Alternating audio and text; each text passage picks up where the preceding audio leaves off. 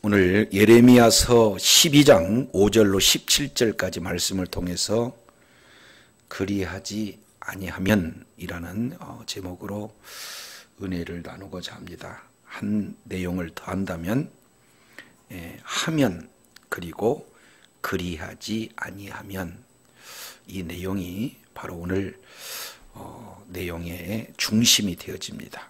자, 예레미야 12장 1절부터 4절을 배경으로 해야 오늘 본문의 내용을 알 수가 있어요.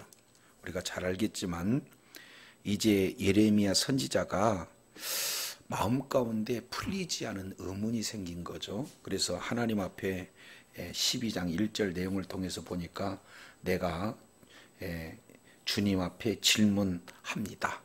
질문의 내용은 악한 자의 길이 형통하고 반역자가 다 평안하면 무슨 까닭입니까? 말씀에 순종하면 말씀대로 복을 받아야 맞고, 말씀에 불순종하면 저주를 받아야 마땅하는데 이게 왜 그렇게 안 되는 거예요? 이런 어떤 내용은 우리가 신앙생활을 하면서 많은 사람들이 이런 내용에 넘어지기도 하고, 때로는 그 벽 앞에 좌절되는 그런 경우들이 상당히 많이 있습니다.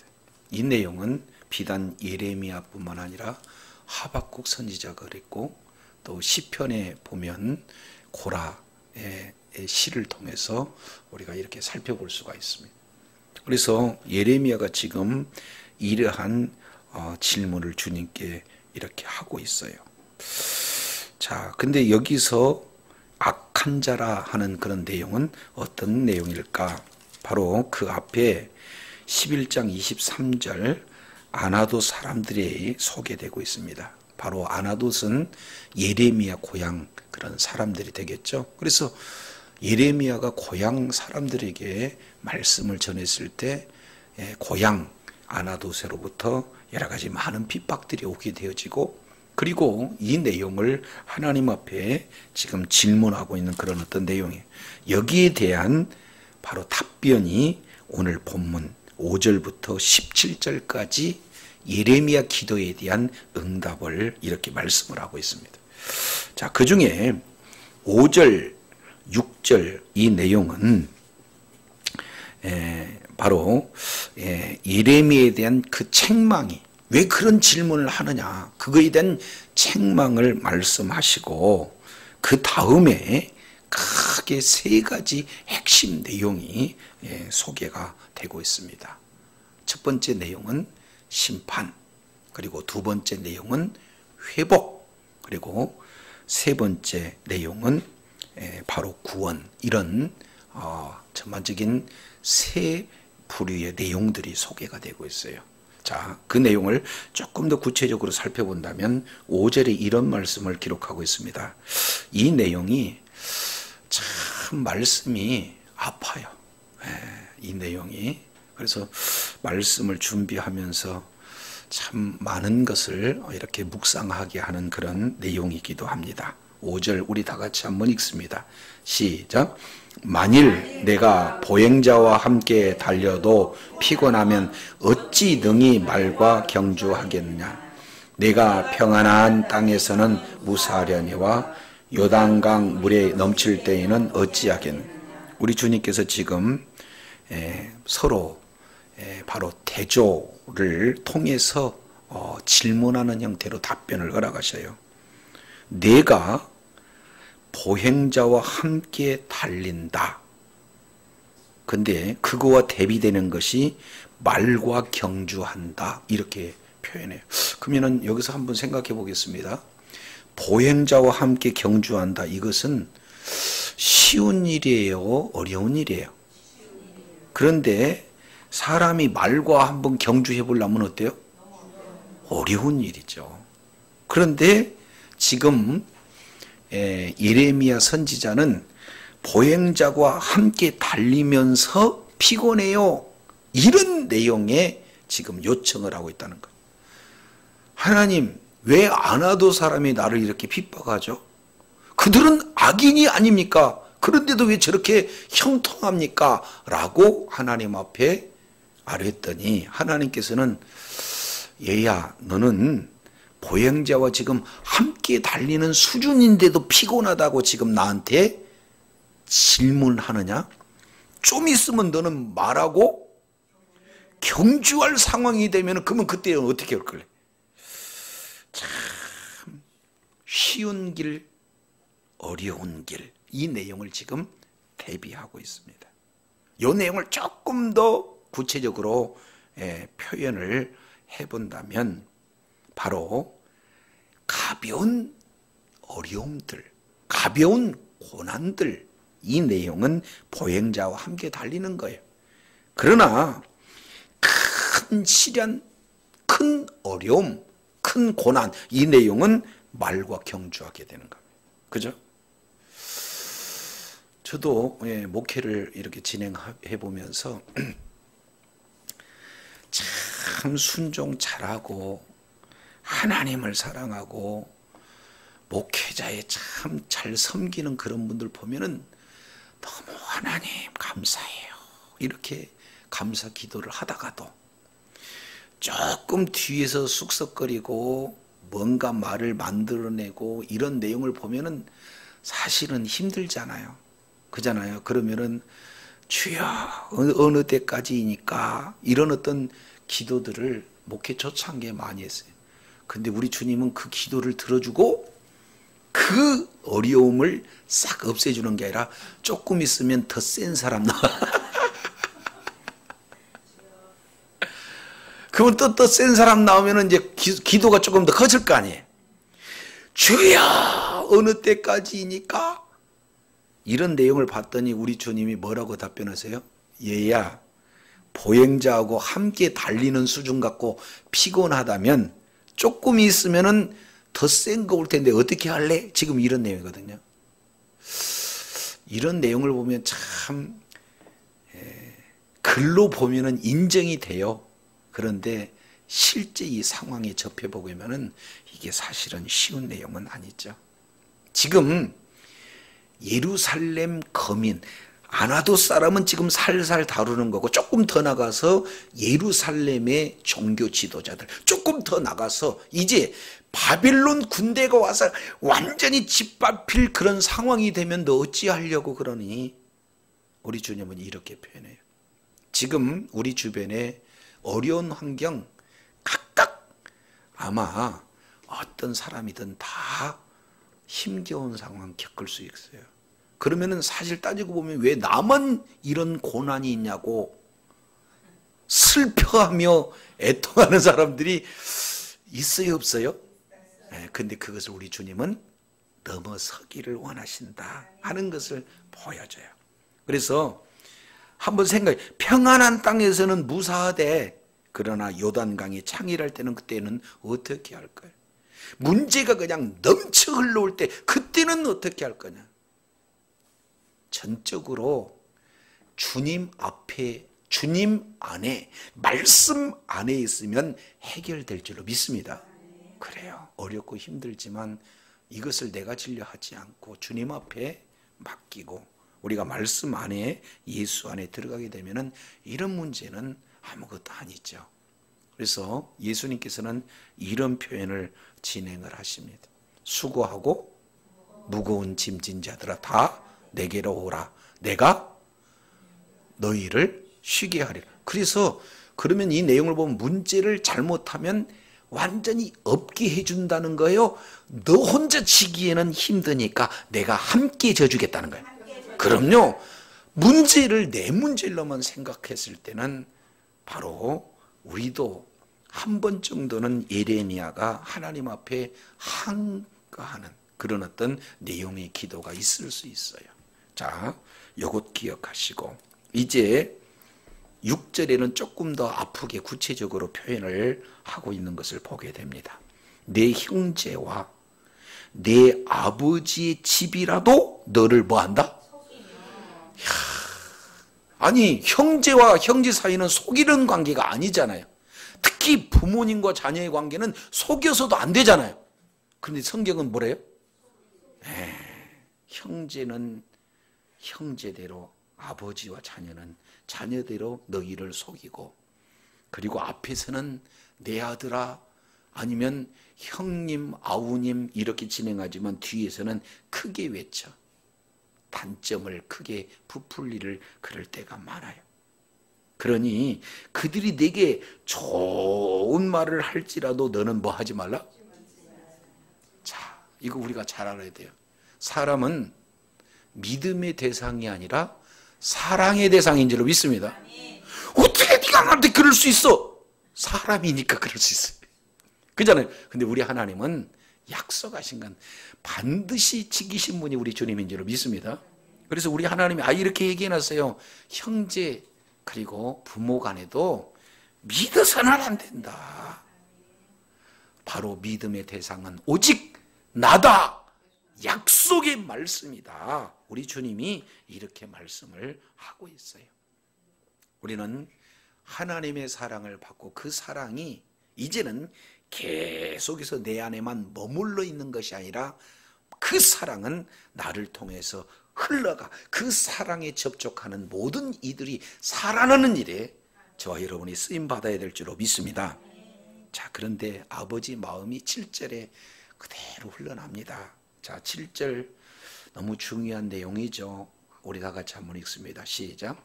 내가 내 집을 버리며 내 소유를 던져 내 마음으로 사랑하는 것을 그 원수의 손에 넘겼나니. 자, 이걸 보니까 이렇게 돼.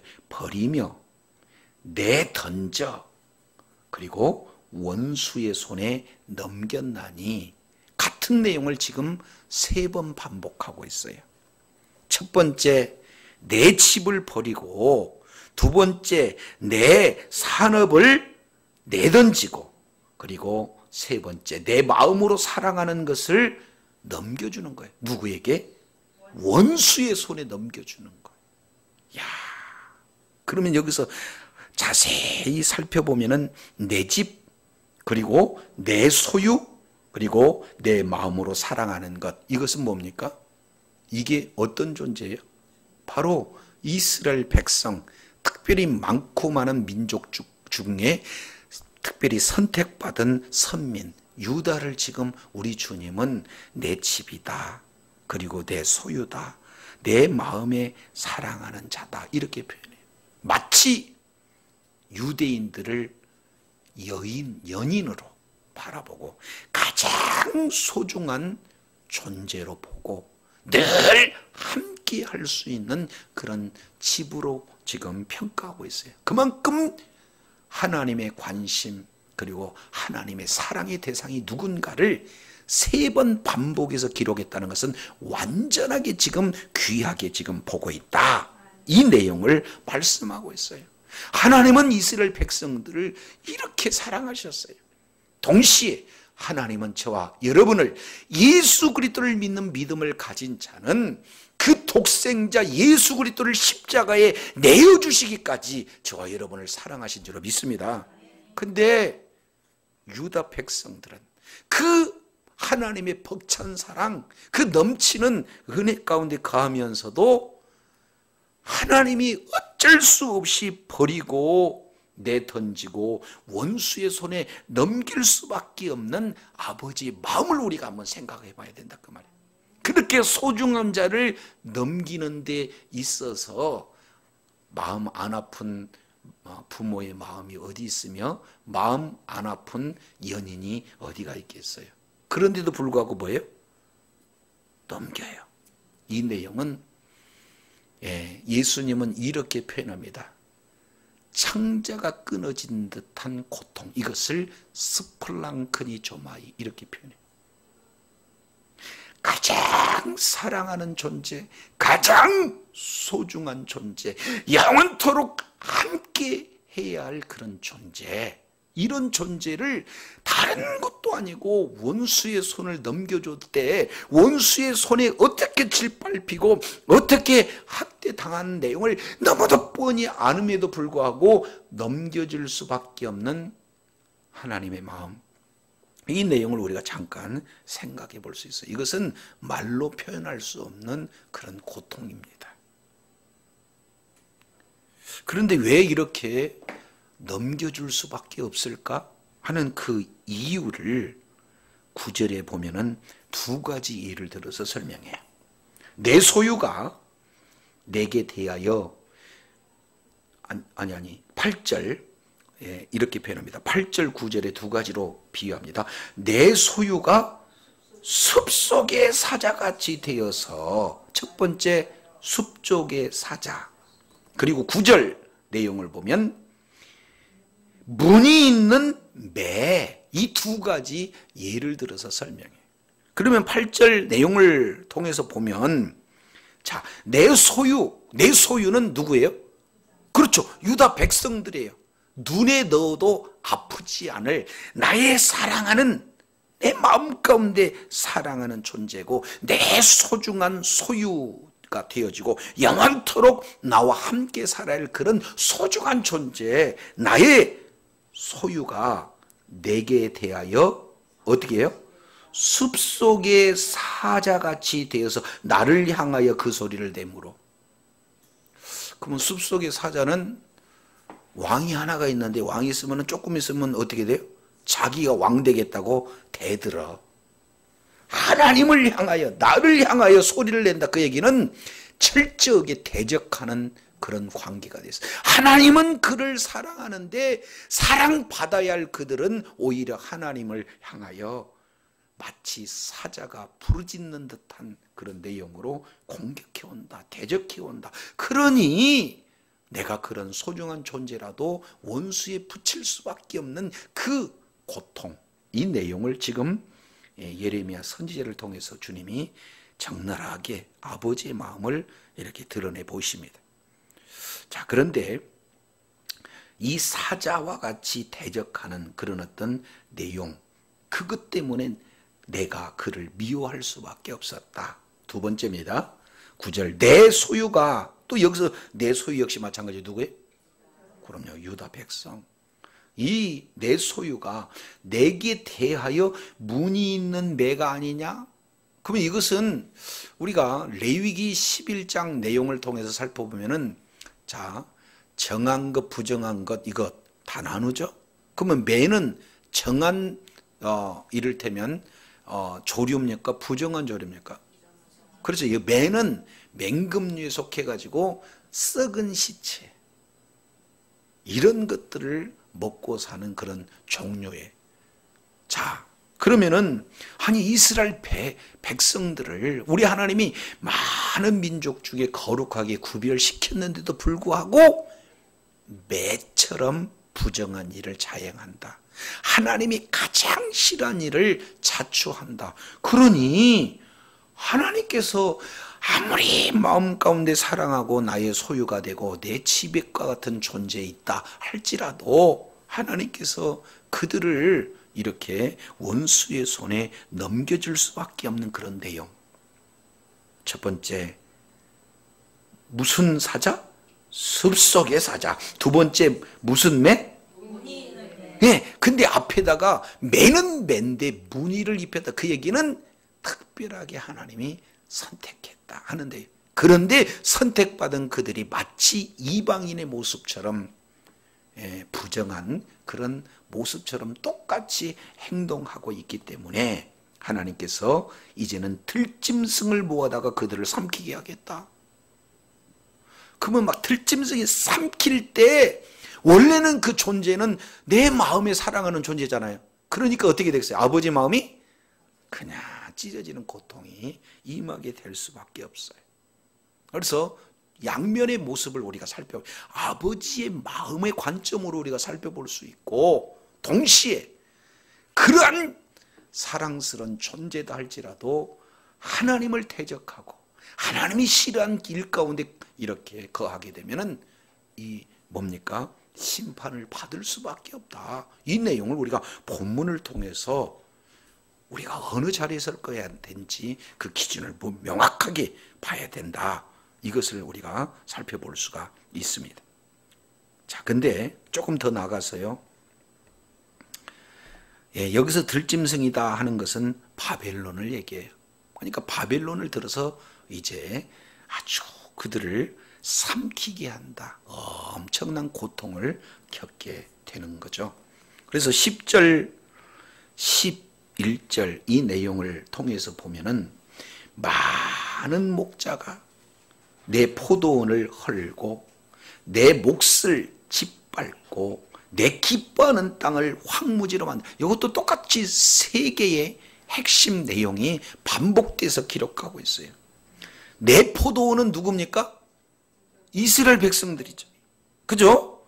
그리고 내 목, 그리고 내 기뻐하는 땅 같은데, 그런데 여기에서 보면은 10절 11절 반복되는 단어가 뭐냐면은 황폐, 황무지, 황폐, 요 내용이 계속해서 지금 기록되고 있어요. 자, 10절에 보니까 황무지가 나오죠. 11절 황폐, 그 다음에 황폐함, 그리고 황무지 이렇게 나오죠. 그래서 황무지, 황폐, 황무지, 황폐 이런 내용으로 계속 반복되고 있어요. 많은 목자가 그 모든 땅을 이렇게 황폐하게 만들어 버렸어요. 저도 여러분도요, 이거 신경 잘 써야 됩니다. 그죠? 예. 맡겨준 그런 영혼들이 있잖아요. 가정에서도 맡겨준 영혼이 있고 주변에 만남을 통해서도 맡겨준 영혼들이 있어요. 그 내용을 황무하게 하면 안 되잖아요. 특히 말씀을 맡은 지도자의 경우에 더욱더 유념해야 돼. 하나님께서 뭔가 잘 관리할 수 있도록 직분을 줬는데도 불구하고 결과는 황무하게 하고 황무지를 만들어버리는 그런 어떤 내용이다. 이것을 지금 말씀을 하고 있어요. 그런데도 더욱 하나님의 마음이 아픔이 있는 것은 11절 마지막에 보니까 이를 마음에 두는 자가 뭐예요? 없다. 지금 이것을 표현해. 마음을 두는 자가 없다. 지금 우리나라에 많은 사람들의 관심이 뭐냐면 조국에게 관심이 있어요. 어디에? 조국은 우리의 조국을 얘기합니다. 오해하지 마시고. 나는 사회주의자다. 이렇게 공공연하게 커밍아웃했어요. 동시에 자유주의자다. 이것을 청문회에 이렇게 나타내. 그리고 교회에 대해서는 아주 안 좋은 표현들을 계속 진행을 합니다. 그런데도 예수 그리스도를 믿는 믿음을 가진 자들이 좋아한다? 이것은 심각한 문제입니다. 그래서 지금 이제 많은 목회자들이 지금 이제 시국 선언을 하고 나타나요. 지금까지 움직이지 못했던 큰 교회들도 이제 다 움직이기 시작합니다. 지금 상황이 이런 상황이 됐음에도 불구하고 그 뒤에 이렇게 뭐라고 해요? 마음에 드는 뭐 나는 나고 조국은 조국이고 아니에요. 진리와 복음과 사회주의는 절대 상극입니다. 사회주의가 들어가 가지고 공산화 되어지는 그런 과정 속에서 얼마나 많은 유대인들이 한꺼번에 수천만 명이 학살당해 버립니다. 저도 여러분도 자유로울 수가 없어요. 여당이냐 야당이냐 그건 정치인들이 할 몫이고 우리는 어떻게 진리를 바로 사수하느냐, 어떻게 하면 복음을 증거하느냐, 이거에 관심이 있어야 돼요. 이것은 우리가 확실히 가져요. 지금 많은 목회자들이 교회 부흥 지금은 괜찮죠. 근데 국가가 있을 때 복음도 있는 거예요. 그렇지 않으면은 이제 땅굴 속에 들어갔고는 연명하면서 예배를 숨어서 드리는 그런 어떤 상황이잖아요. 공산주의는 가장 적대 세력이 기독교이기 때문에 내용을 통해서 보면은 많은 목회자가 내 포도원을 회파하고 유린하고 황무지를 만든 그런 어떤 내용이죠. 복음이 바로, 진리가 바로 이렇게 증거가 돼야 맞는데 교회의 정치색이 흐르고 여당 야당 이런 어떤 파벌이 있고, 이것은 큰 문제입니다. 그래서 우리는 극우냐 극좌냐 이 관심이 아니라 뭐에 관심이 있어야 돼요? 그럼요, 복음, 말씀. 그런데 그게 우파가 됐든 좌파가 됐든 복음을 방해하고 복음을 대적한 자에게 하나님께서 어떻게 지금 마음이 괴로운 내용들을 우리가 안다 그러면은 그럼 반드시 외면하지 않고 소리를 내야죠. 이 내용을 지금 우리가 오늘 현 시대에 맞춰서 우리가 살펴볼 수 있습니다. 지금 이렇게 황무를 이렇게 진행하는데도 마음을 두는 자가 없다. 이것은 굉장히 어려운 그런 어떤 내용이 되어집니다. 자, 12절을 우리 한번 읽습니다. 시작. 파괴하는 자들이 광야의 모든 뻗는 산 위에 이르렀고 여호와의 칼이 땅 이 끝에서 저 끝까지 삼키니 모든 육체가 평안하지 못하다. 그럼요, 파괴하는 자들이 광야의 모든 벗은 산 위에 이르렀어요. 그리고 여호와의 칼이 이 끝에서 저 끝까지 삼켜서 모든 육체가 평안하지 못합니다. 지금 사실은 이런 내용들은 그때나 지금이나 역시 말씀에 벗어나게 되면 하나님의 손은 움직이는 거예요. 이건 굉장히 심각한 그런 어떤 내용이죠. 자, 13절 결국에는요, 이런 결과가 나타납니다. 무리가 밀을 심어도 가시를 거두고 수고하여도 소득이 없은즉 그 소산으로 말미암아 스스로 뭐 하리라? 이거 굉장히 큰 저주입니다. 갈라디아서 6장 17절, 이건 굉장히 중요한 내용이에요. 심은 대로 뭐 하리라? 거두리라. 그래서 성경은 일하지 않으면 뭐 해라? 먹지 말. 그런데 아니 공짜로 준다. 너무 좋아해. 심지도 않고 거두려고 그래. 지금 우리 시대에는 괜찮죠. 주니까. 그런데 무상, 이를테면 복지다, 이런 어떤 내용을 해가지고 심지 않은데도 열매를 맺으려는 창조적 목적의 정면 위배가 되는 거예요. 그래서 기독교가 들어가는 그곳에는 심는 대로 거른다는 창조의 철저한 원리, 수고하고 땀을 흘려야 먹는다는 원리, 이 내용이 있기 때문에요, 아주 강력한 나라가 됩니다. 선진국 전체의 모든 내용을 보면 거의 98% 이상이 무슨 국가? 기독교 국가예요. 그런데 잘 사는 나라에 사회주의가 딱 들어가다 그냥 망해버려. 심었는데도 가시를 거두고 수고해도 소득이 없다. 이 내용은 창조의 정면적 위배가 되는 거죠.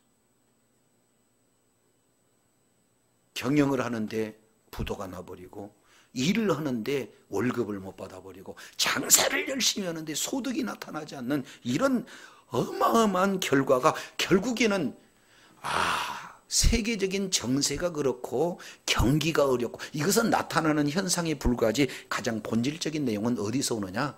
말씀에 불순종하는 자리이기 때문에 그렇다. 이 내용을 성경은 말씀하고 있습니다. 그래서 우리는 정치인들에 대해서도 우리가 바르게 선택을 해야 기도를 해야 되지만, 우리들이 정말로 소중하게 간직해야 할 핵심 가치는 복음인 줄로 믿습니다. 얼마나 복음을 바로 알고 바로 믿고 바로 증거하며 그런 자들이 많이 있을수록 더욱더 하나님이 일하시면 평안함 가운데, 그리고 놀라운 번영, 축복 가운데 이루어지는 그런 어떤 내용들을 우리가 역사적인 내용을 통해서도 살펴볼 수가 있습니다. 자, 이제 세 가지 결론을 14절부터 17절까지 하나님께서 정리를 해 주십니다. 내용을 보면 이렇게 말씀을 하셔요. 14절 이런 말씀하십니다.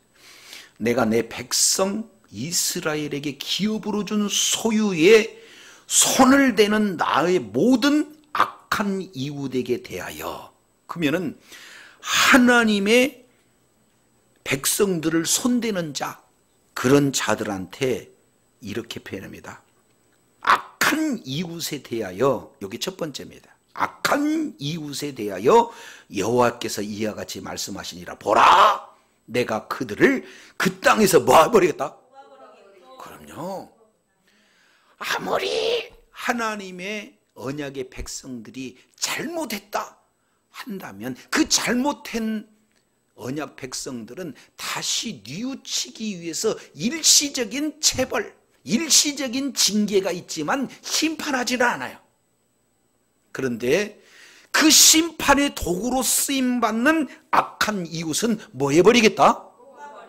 다른 말로 심판을 선언한 거예요. 그래서 예수 그리스도를 믿는 믿음을 가진 자는요, 결코 심판이 없는 줄로 믿습니다. 잘못하게 되면은 바른 길로 돌아오라고, 정말로 다시 한번 회개의 일로 돌아오라고 우리 주님께서 징계하실 수 있어요. 사랑하기 때문에 사랑하는 자녀에게 징계하는 것은 마땅한 거죠. 그런데 그 징계의 도구로 악한 이웃, 여기서는 누가 되겠습니까? 바벨론은 심판 뽑아버리겠다는 거예요. 그런데 반면 그 바벨론으로 끌려갔던 유다 집은 그들 가운데서 다시 뽑아갖고 돌이키더라. 그래서 심판과 회복에 대한 극명한 대조를 오늘 이렇게 극명하게 보여주고 있습니다. 그러면 뽑아낸 이후에는 어떻게 할 것인가? 15절에 보니까 내가 그들을 뽑아낸 후에 내가 돌이켜 그들을 뭐하기 위해서? 불쌍히, 여기에 또 창자가 끊어진 듯한 고통이, 불쌍히, 내가 돕지 않고는 견딜 수 없는 그 고통, 여기에 불쌍히 여긴다 하는 단어입니다. 그래서 각 사람을 그들의 기업으로, 각 사람을 그의 땅으로 다시 인도한다. 그 얘기는 바빌론에서 포로 회복을 얘기하는 거, 궁극적으로는 최종적인 회복으로의 길, 이 내용을 우리 주님이 말씀하고 있어요. 일시적으로 말씀에 떠나고 하나님을 대적하며 죄악 가운데 있던 그들에게 대해서 바르게 말씀을 깨닫고 말씀으로 돌아오라고, 그런 바빌론 포로 같은 징계가 한시적으로 있지만 영원하지 않다는 거예요. 반드시 우리 하나님께서는 되돌이어서 회복을 시키시는 분이 바로 주님인 줄로 믿습니다. 그러니까 하나님의 목적은 심판이 아니고 뭐예요? 구원에 있어요. 16절 우리 다 같이 한번 읽습니다. 시작. 그들이 내 백성의 돌을 부지런히 배우며 살아있는 여호와라는 내 이름으로 맹세하기를, 자기들이 내 백성을 가르쳐 바알로 맹세한 것 같이 하면 그들이 내 백성 가운데 세움을 입으려니와. 할렐루야. 이야, 우리 하나님은요, 아니 그들의 하나님의 백성을 그렇게 학대하고 그렇게 괴롭혔다 그러면은 그냥 끝까지 혼내줘야 하는데 다시 돌이키면 뭐 하겠다는 거예요? 아니 내 백성 중에 세워 죽여버렸다. 그 얘기는 구원해 주시겠다 그 말이에요. 무슨 표현인지 알죠? 그러니까 어떠한 죄악이 있다 할지라도, 어떠한 잘못이 있다 할지라도 회개하면, 다른 말로 예수 그리스도를 믿는 믿음을 가지면 우리 주님은 그 보혈의 능력으로, 보혈의 공로로, 그 은혜로 말미암아 우리가 완전한 구원이 이루어지게 된 줄로 믿습니다. 예수 그리스도를 믿는 믿음만 있으면 과거를 우리 주님이 묻지 않겠다는 거예요. 그러기에 우리들에게 소망이 있는 줄로 믿습니다. 우리가 바로 바벨론과 같은 존재잖아요. 하나님을 모르고 하나님을 대적하고 하나님의 백성들을 힘들게 했던 그런 이방인의 대표적인 게 바로 바벨론이고 우리가 이방인이에요. 그럼에도 불구하고 하나님께서는 이제 너희가 잘못을 깨닫고 돌이켜서 우상을 섬기듯이 아예 하나님을 섬기겠다. 예수 그리스도를 믿는 믿음으로 하나님을 섬기는 그 자리에 돌아오게 되면 우리 주님은 내 백성 중에 세워주겠다, 구원해 주시겠다는 거예요. 아멘이시죠? 이것이 우리 하나님이 저와 여러분에게 주신 은혜다 그 말이에요. 이게 대표적인 사람이 누굽니까? 신약 성경에 보면은 사도 바울이 있잖아요. 다메섹 도상에서 아니 오해해서 자기의 지혜, 자기의 지식 수준으로 정죄하고 판단하고 비판하고 심지어는 예수 믿는 사람을 죽이는 그 길 가운데 있었던 자가 다메섹 도상에서 전적인 하나님의 은혜로 말미암아 부활의 예수님을 믿고 그 이후에 하나님의 자녀가 돼서 하나님 나라에 아주 존귀하게 쓰임받는 사도로 하나님께 영광 돌린 줄로 믿습니다. 저 여러분에게 이것이 비전이 있어요. 그래서 예수 그리스도 믿기 이전과 예수 그리스도를 믿는 믿음 이후에 우리의 삶의 방향은 완전히 달라요. 우리들의 신분은 완전히 다른 줄로 믿습니다. 이제는 이방인이 아니 보여요. 하나님의 백성이고 하나님 나라의 백성이 하나님의 자녀가 되어진다. 이것은 전제가 뭐냐? 바로 회개했을 때 진정한 회개는 예수 그리스도를 믿는 믿음인 줄로 믿습니다. 그렇지 아니하면 그들을 아예 뽑아버리겠다. 그리고 마지막 뭐라고 표현해요? 여호와의 말인. 이것은 하나님의 사인이에요. 하나님이 이 말씀을 반드시 지키시겠다는 인감 도장과 같은 의미가 이 속에 들어가 있어요. 그래서 오늘 내용을 봤더니 크게 세 가지 내용이 되어집니다. 첫 번째 내용을 보니까 하나님의 백성, 내 집과 같고 내 산업, 내 소유와 같고 내 마음에 사랑하는 그런 존재와 같고 정말로 하나님의 관심과 사랑을 독차지하는 존귀한 자다 할지라도 말씀에서 떠나게 되지만 반드시 하나님께서는 심판하시겠다는 거예요. 징계하시겠다는 거예요. 좀 더 구체적으로 표현한다면 그러나 그들이 다시 뭡니까? 회개하면은 반드시 우리 주님은 회복시켜 주신 줄로 믿습니다. 그래서 징계와 회복이 두 번째로 적용이 돼. 그리고 마지막 세 번째 저와 여러분에게 가장 큰 은혜는 우리가 비록 하나님을 대적하고 하나님의 백성을 힘들게 하는 그런 이방인과 같은 바벨론과 같은 존재다 할지라도 돌이키기만 하면 저와 여러분을 뭐 하시겠다? 구원해 주시겠다. 그래서 징계와 회복과 구원에 대한 세 내용의 핵심이 오늘 본문 속에 들어가 있어요. 그래서 이제 이렇게 진행하기의 내용에 정말로 앞으로 보행자와 함께 달려가는 그 길도 우리들에게 주어지지만 때로는 말과 경주하게 되어지는 어려운 심한 고통도 있지만 이런 사사로운 작은 그런 고통이 우리 앞에 놓여있다 할지라도 그거에 대해서 연연하는 것이 아니라 더 큰 고난이 온다 할지라도 주님의 장중에 붙들려 있기만 하면 말씀 안에 있기만 하면 넉넉히 이기게 하시는 분이 주님이신 줄 믿습니다. 그래서 끝까지 모든 환경 속에서 말씀 부여잡고 내 신앙, 내 믿음 바로 지킬 뿐만 아니라 하나님이 원대하게 보여주는 세 가지 그림, 아무리 소중한 존재다 할지라도 말씀에 떠나면 징계가 있고 하나님의 은혜로 말미암아 영원히 징계가 되지 않지만 때가 되면 하나님은 회복시키지. 그리고 이방인이다 할지라도 예수 그리스도를 믿는 믿음, 온전한 회개가 이루어지면 구원이 있다는 것이 심판보다 아버지의 뜻은 구원이다라는 사실을 깨닫고 주님 오시는 그날까지 아버지의 그 쓰라린 마음을 정말로 위로해드리고 기쁨을 주는 저와 여러분이 되기를 예수 이름으로 축복합니다. 기도하겠습니다. 하나님 아버지, 감사합니다.